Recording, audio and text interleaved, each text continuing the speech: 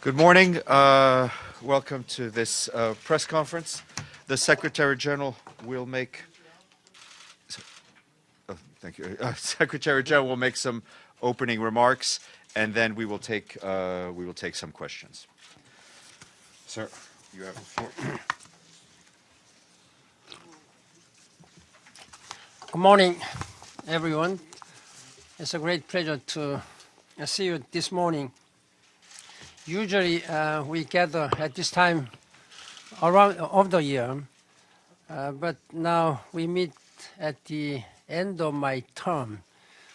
Believe it or not, I'll miss these exchanges. We have spent much time together in this room, in the halls of this building, and around the world over the last 10 years. You are part of the United Nations family, and I thank you for your strong commitment and working together and working for the United Nations. More than that, you have an important job to do, informing the world about our work, when we make progress and when we fall short. I deeply believe in your mission. I've been saying that you are connecting the world, connector between the United Nations and the world's people. And at a time when governments across the world are harassing journalists and cracking down on press freedom, I have worked hard to be your ally and defender. The fight for freedom of the press is everybody's fight. I'll be brief today to allow maximum time for questions. Let me make just 3 points. First, the carnage in Syria remains a gaping hole in the global conscience. Aleppo is now a synonym for hell. As I told the Security Council 3 days ago, we have collectively failed the people of Syria. Peace will only prevail when it is accompanied by compassion, justice, and accountability for the abominable crimes we have seen. Second, I'm closely following the deteriorating situation in South Sudan. This week marks the 3rd anniversary of the fighting. The country's leaders have betrayed their people's trust and squandered a peace agreement. Tens of thousands lie dead. Most immediately, my special advisor, Mr. Adama Dieng, has warned of the risk of genocide. We continue to push for access for life-saving relief, and I urge the Security Council to take more concerted action, including through punitive measures. Third, we will continue to support the global momentum behind the Paris Agreement on climate change. Climate action means jobs, growth, cleaner air, and better health. Leaders from across the globe and on every front understand this, from Fortune 500 CEOs to governors and mayors. The Paris Agreement on climate change is a precious achievement that we must support and nurture. There is no turning back. Ladies and gentlemen, I will undertake one last trip during my final days in office to speak at Southern Illinois University in Carbondale and to visit Abraham Lincoln Presidential Library and Museum in Springfield. One can draw a straight line from the principles that President Lincoln defended to those that represent the best spirit of the United States and that animate the United Nations. Lincoln was a heroic force for equality, integration, and reconciliation, and desperately we need that spirit today. This has been a decade of unceasing test, but I have also seen collective action change millions of lives for the better. Difficult as it may sometimes be, International cooperation remains the path to a more peaceful and prosperous world. I will continue to spare no effort to appeal to world leaders, long-standing or duly minted, to recognize and embrace that preeminent 21st century fact. Finally, I wish to express my appreciation to our host country and host city. Yesterday in Washington, D.C., I thanked President Obama, Vice President Biden, and National Security Advisor Rice for their strong support over the years. We all stressed the centrality of close, productive ties between the United States and the United Nations. I have also recently met with the Mayor de Blasio of New York and Governor Christie of New Jersey, and will speak soon to Governor Cuomo of New York. The United Nations continues to draw strength from its home here in the New York metropolitan area. Thank you again for your friendship over the past decades, and I wish you continued good success and work and engage more closely with the United Nations so that you will always deliver and connect the world with the United Nations. And thank you very much. And now let me say one last thing. I'm happy to take your questions. Thank you. Gianpaolo. Mr. Secretary General, on behalf of the United Nations Correspondent Association, thank you again for the last press conference, but thank you also for your cooperation and friendship of this decade with us. We really appreciate that. And also thank you for your battle for freedom of the press. My last question to you is a simple one. My colleague will ask tough question. I have a soft one. In 2 weeks, you will face two options: relax and retire, or run for president of South Korea. Because this is your last question, and we would like to know which one of these options you will choose, and you have to give us a real clear answer now. Thank you. The part of your question, of course, I'll take some more days to take rest. As you know, during the last 10 years, frankly speaking, I have not been able to take any properly vacations and rest. It's been quite tough, 10 years. But I have been working just to make sure that the United Nations is there when people need me and the United Nations. For second part of question, I have been repeatedly saying that I am still the Secretary General. I still have 15 days to go. So let us see after 15 days, when January 1st comes, then, as I said, I will take some rest, then I'll go back to Korea. Then I'll try to meet as many people as possible, which may include political leaders and leaders of those community societies and my friends, and will really consider seriously how best and what I should and I could do for my country, Korea. As you know, the situation is very, very difficult, in a sense, in turmoil. I can understand and share the anxiety of people about the future of their country, and this is one of the biggest challenges the Korean people are encountering. I know that they don't want to lose the hard-earned democracy and the economic development, which in fact transformed Korea from a recipient country to a global donor. That is one of the pride the Korean people have. Koreans have been known as an example to other nations in that regard. And I also understand the aspiration of people for a new type of inclusive leadership that can help them overcome the challenges ahead. And there are many issues of how to reconcile the differences between their thinkings and differences of their incomes between, and some regionalism. There are many, many issues which we have to think about. That means social integration and reconciliation and much more matured democratic institutions.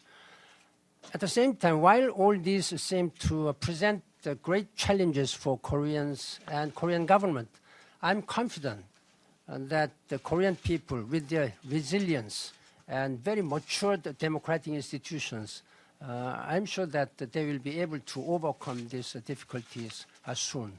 Thank you. Thank you. Edie?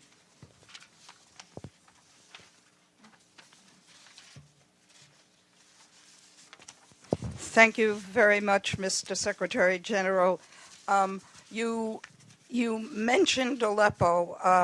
I wondered if you could elaborate a little and tell us what your expectations are, since there seems to be some holdup in the evacuations today, and whether the UN has been involved in trying to promote this. But that was a follow-up. My real question was, you've talked about unfinished business, and you've mentioned Syria, and today you've mentioned South Sudan. What other unfinished business do you think should be at the top of the agenda of your successor, Mr. Guterres? About this situation in Aleppo and the situation in Syria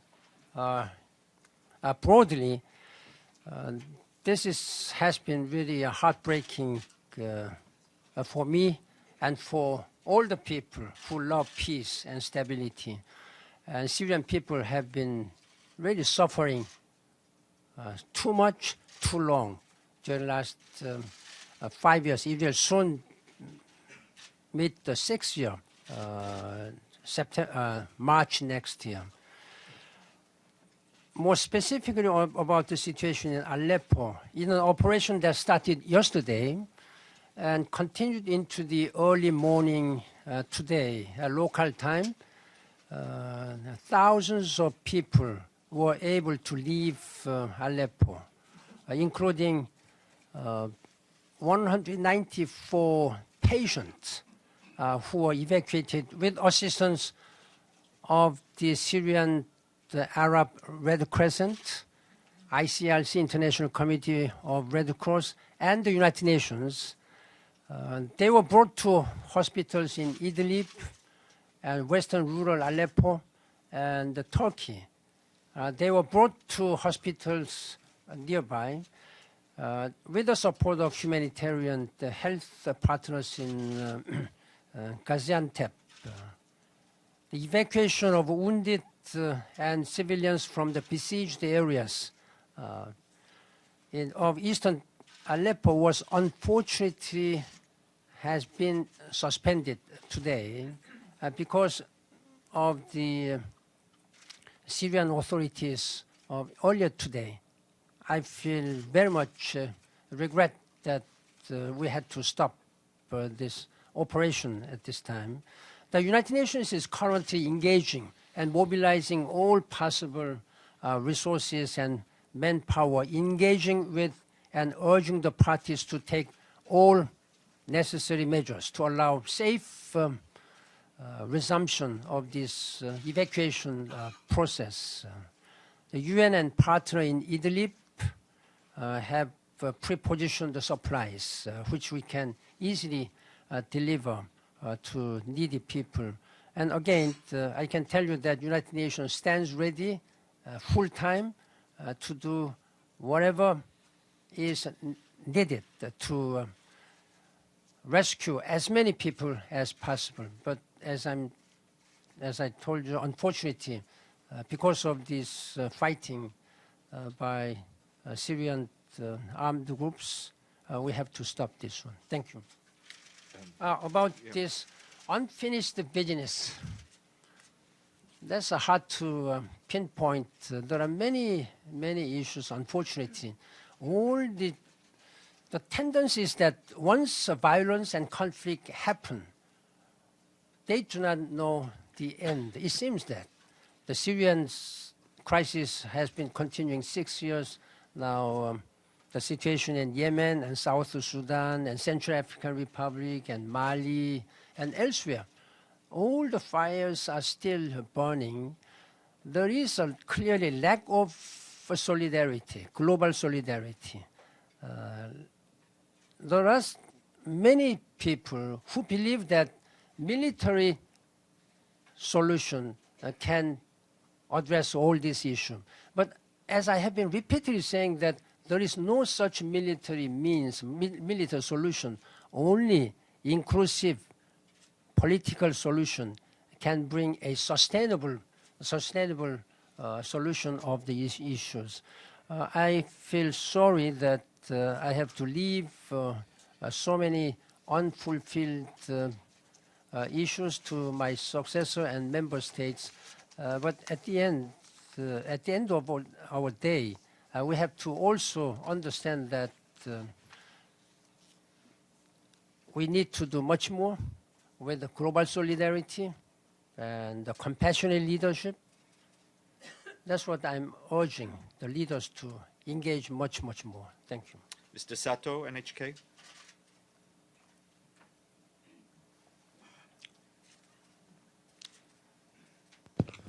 Thank you for giving me a chance to ask the Secretary General. My name is Sato from NHK. My question is about Northeast Asian situation, because the Secretary General is the first Secretary General from East Asia and also the diplomat of South Korea. And looking back at these 10 years, DPRK has been pursuing the nuclear ambition, and China has dramatically enhanced its power in international area. And South Korea and Japan, the relation has been ups and down, and still not unstable. So, what is your view on Northeast Asian situation during your tenure, and prospect and expectation for the future shape of this region? Thank you. People often have been saying that the 21st century would be an era of Asia-Pacific. And among Asia-Pacific, Northeast Asia has been regarded as power of growth and dynamic growth economically, particularly, and socially.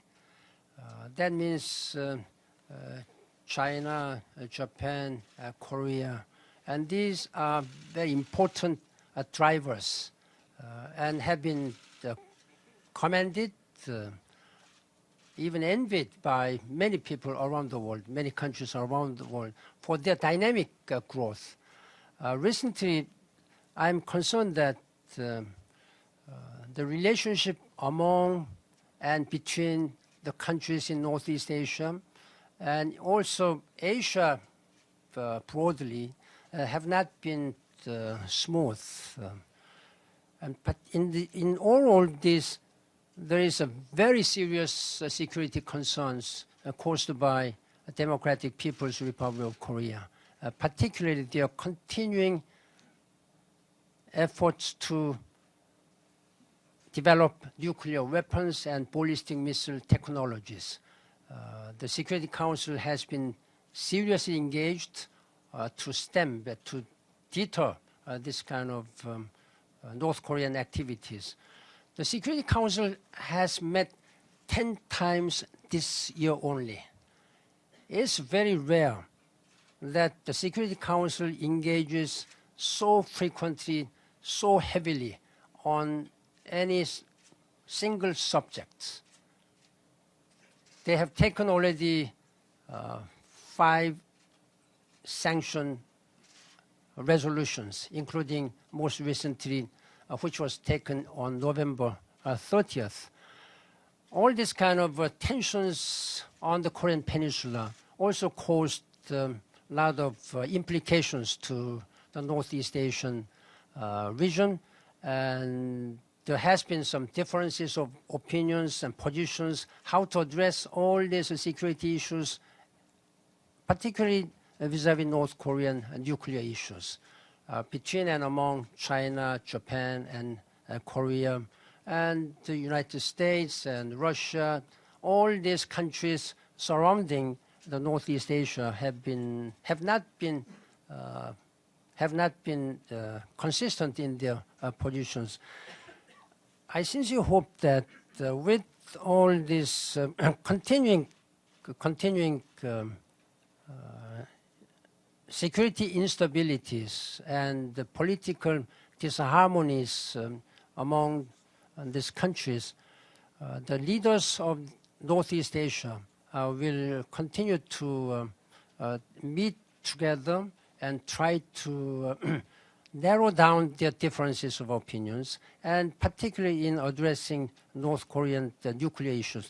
I sincerely wish and strongly urge again the DPRK authorities to come to international community and abide by all these international norms, including the Security Council resolutions, many resolutions. Therefore, they can also be part of this society. That's what I sincerely hope as Secretary General. Yeah. Joe Klein. Thank you. Joseph Klein of Canada Free Press. And Mr. Secretary General, whatever you decide to do, I wish you all of the best.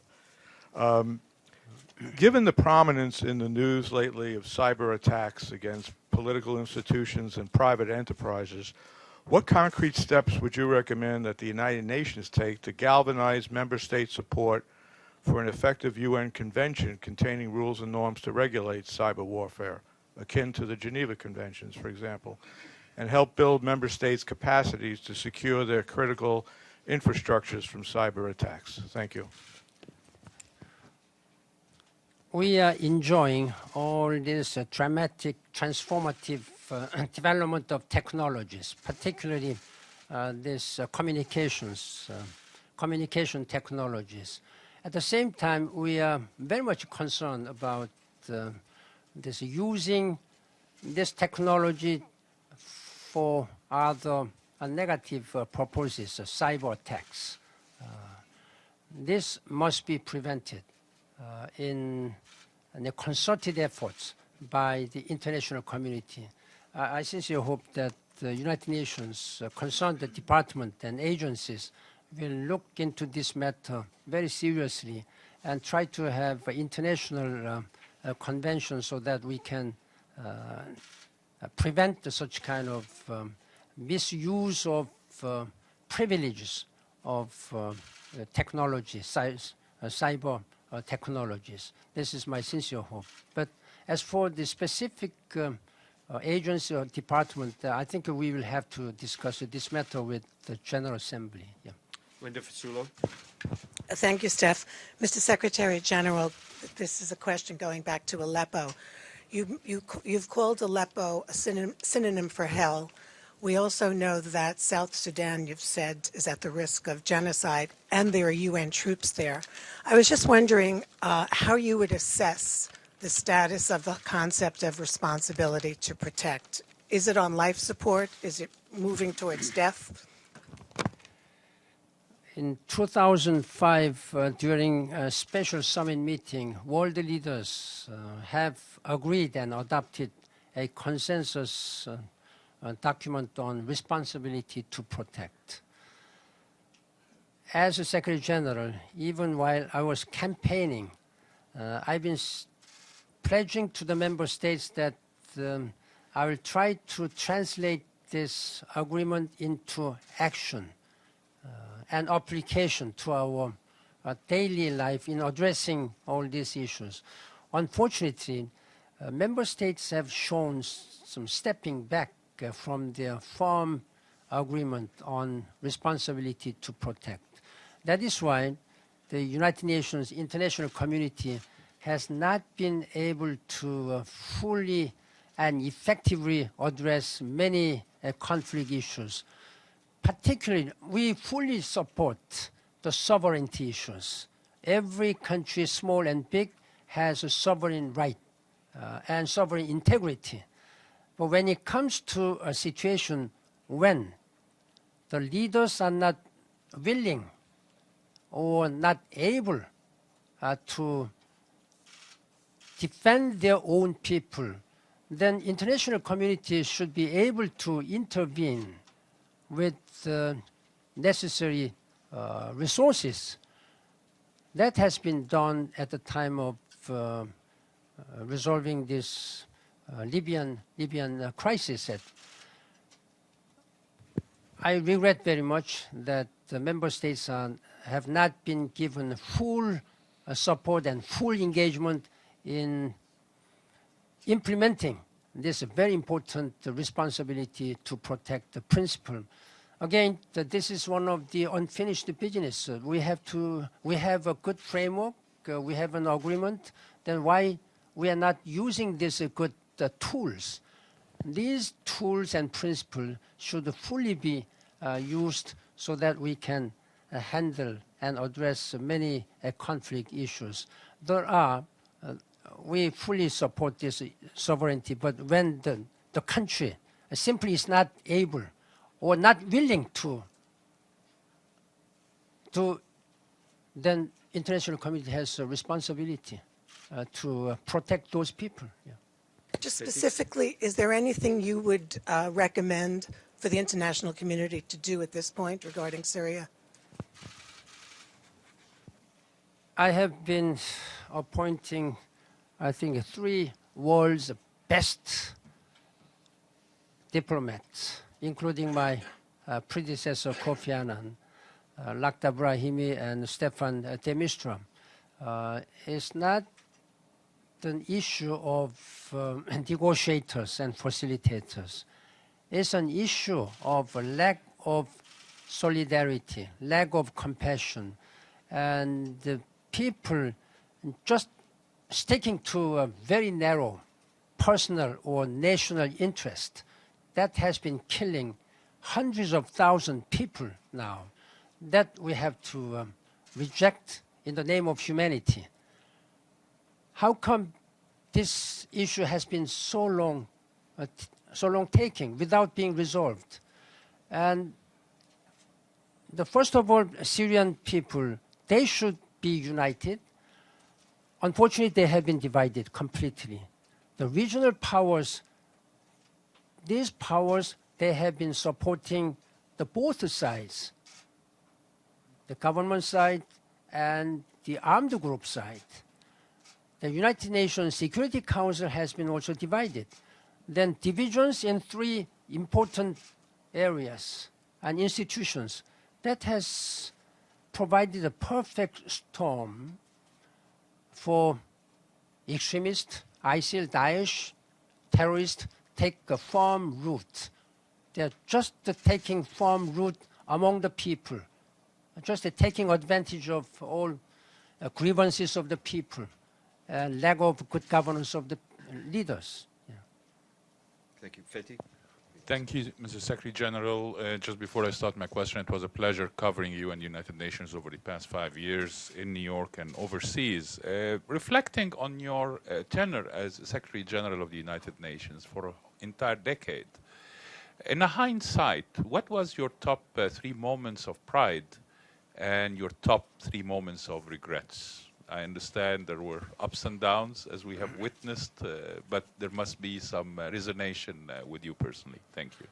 Frankly speaking, it's not good timing for me to talk about what has been achieved or what has been good moment for me.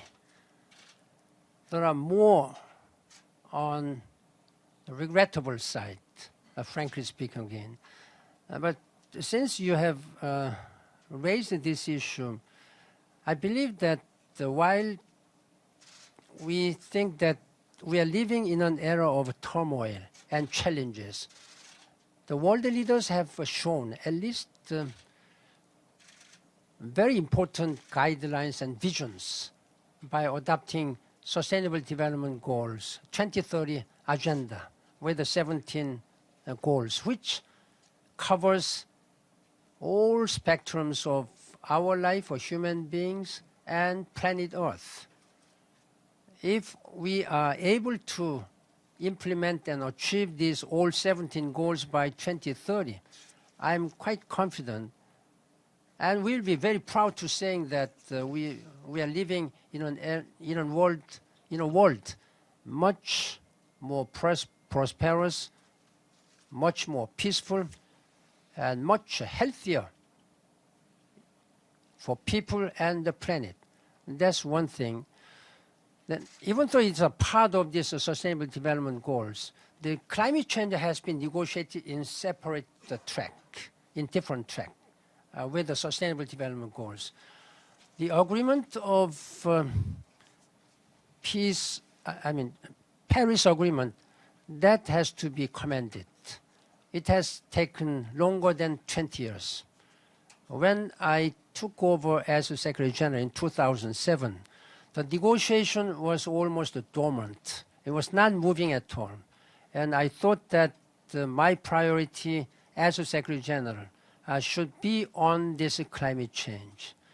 And I have been really mobilizing, first of all, political will of the leaders and business communities, and I have been really asking the civil societies to raise their voices, to challenge the world leaders. Now, with this Paris Agreement,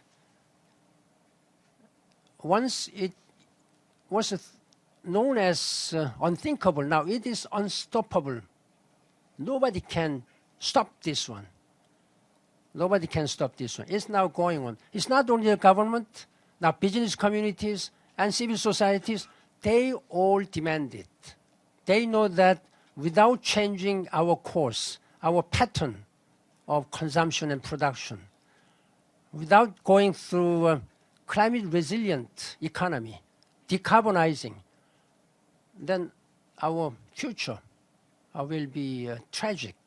So that is one thing which I have been able to awaken the awareness of the people's minds. That is one thing which I'm proud, but we will have to go at least 85 years, our target, until 2100. But I think we have stepped a very good start. When we implement this with the force, then we can be proud. Then another one, at least I have, again, tried to change the mentality of male community, male society, that it's not only men. Men should live together equally with women. There's gender empowerment, gender parity. There are more women living in this planet. Then if not the more for women, at least the equal right should be given, politically, socially, and economically. And this is a fundamental principle of Human Rights Declaration, Universal Declaration of Human Rights. And as a human being, I think we must adhere to this. I have been trying to appoint as many very capable women senior advisors. And the number of women whom I have appointed during the last 10 years is much, much greater than the number of women appointed during my 7 predecessors combined. And I am glad that my successor, he has committed in his oath-taking ceremony that by the end of his term, I don't know when will be his end of the term,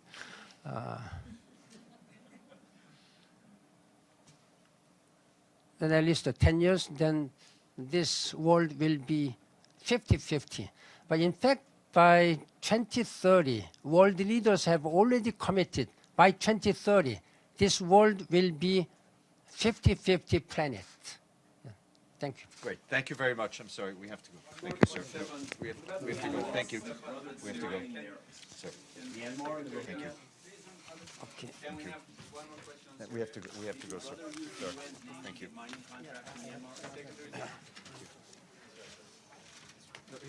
I think he's going to say hello.